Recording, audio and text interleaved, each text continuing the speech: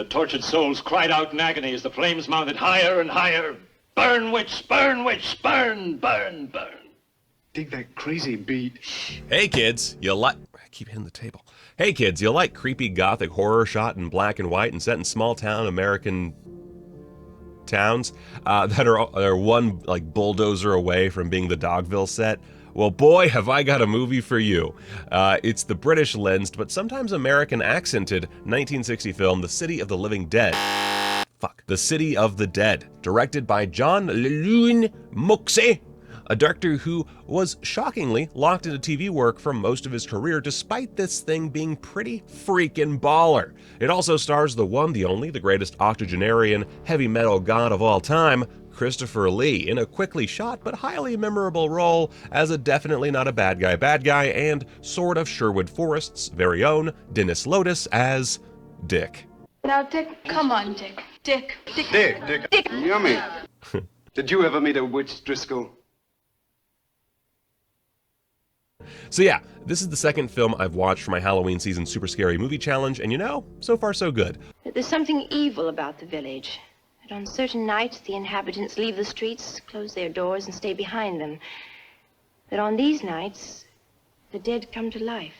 While City of the Dead is certainly slower than The Incredible Melting Man, it is, shock of shocks, definitely a superior film. Would I probably rewatch Melting Man over this any day of the week? Absolutely, but I'm also a walking trash person, so ignore my opinion on most things. This sucker is one of the more sumptuous black and white horror productions I've seen, which was a slight surprise as my only previous experience had been with a low-rent transfer under its horror hotel title on one of those garbage 50,000 horror movie collections you used to buy at Best Buy when it was the best place to buy DVDs.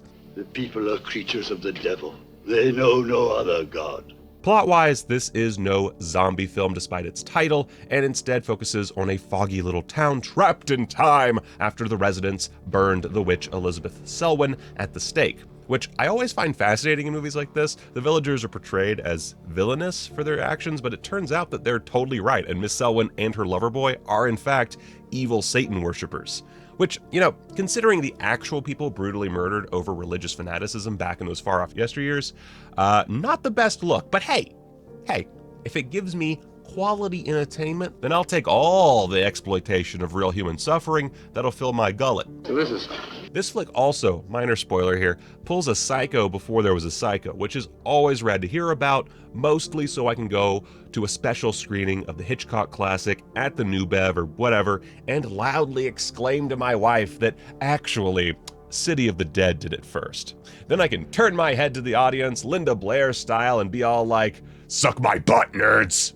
Oh, also, I was really high on the devil's lettuce when I watched this. Hail Satan. Oh, stop. This would be more effective at midnight with howling winds and crashing thunder, and even then it wouldn't frighten anyone. Dick. Okay, sorry for the short review on that one. I suck, and I was so high during City of the Dead that I did not take notes, but it's a really good movie, you know? It's a really solid film. I will revisit it at some point soonish, but I did watch it, and I did watch it for this challenge. And, you know, my takeaway was beautiful film, a lot of plot that I didn't care too much about, but likable characters. I thought Dick was fun, and the second female protagonist that I don't remember the name of was also really good. So really solid acting all around. Not great on the American accents, but really solid stuff. Anyway. Now's part 2 of my patron mail, even though the first one wasn't a patron, but you know, whatever. And this one comes from my dedicated patron, Carrie Mulligan. Yep, that Carrie Mulligan, 100%. Shipping, of course, in a Vinegar Syndrome box, because Carrie Mulligan, huge fan of Vinegar Syndrome. That's just a fact. Here we go. All right, let's open this up. This is a fairly small package, but it promises to be pretty sick. And she's also told me that there's another one incoming that it doesn't really matter. Let's check this out. Ooh. So, okay, I feel like I should start here. Oh my god, you bitch. Okay. All right, so Jupiter Menace, narrated by George Kennedy. VHS. I have to break out the VCR again. Oh, I don't even, like, from the primitive worship of ancient civilizations to the sophisticated equipment of modern technology, man has been fascinated by the alignment of the planets that influence our Earth. Wow. Oh boy. A documentary of such impact that it has to be watched and then watched again to completely grasp the tremendous amount of information and prophetic study that is packed into all 80 minutes. Oh boy. And we also have the Jupiter Menace motion picture soundtrack with an electronic score by Synergy, composed and produced by Larry Fast. Look at that. Produced. I'm so pumped. Oh my god. All right. And then we've got Black Widow. She had a couple versions of this, and she sent me the Target exclusive one. And yeah, it's Black Widow. You know what I'll say about this? Better than Shang-Chi. I already watch it because, I mean, I have it. And I am happy to have this always, because I always need more Screen Rant material. But also, yeah, cool, awesome. Thank you so much, Carrie Mulligan. Normally, I would put more into the fact that you sent me an unopened, brand new 4K Ultra HD disc, but I'm flabbergasted right now. By the way, this has an art book. Oh, limited edition filmmaker book. That's cool. That actually intrigues me. Oh my god, it opened. Oh, Jesus, this is so fancy. Oh, okay. Oh god, there's so much happening.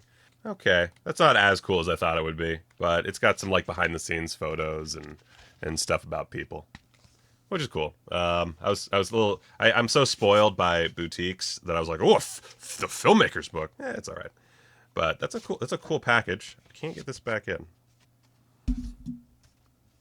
Put you over there. All right, so then we got the latest two from Cauldron Films. Boom! Look at that! Holy shit! I don't even. Wow! Oh my god! I'm not gonna open these and, like, go through them, because I'll go through them in the near future. Amazing! Thank you. And then finally, an Anthony Scott Burns film. Oh, this is the Raven Banner thing you're talking about. Yeah, this Come True, courtesy of Raven Banner Films. I remember hearing about this. I remember us talking about this. It'll include the bonus soundtrack. This is one that I am excited to check out. Yeah, so this is a 2019 flick, 2021 release. I've heard a lot of great things. Have not seen it, but I'm excited to watch. And yeah, thank you so much. And wow, this is amazing. So much stuff. Fuck, I wish I wasn't going to LA right now. But I am. So go watch a movie. That will be all for today.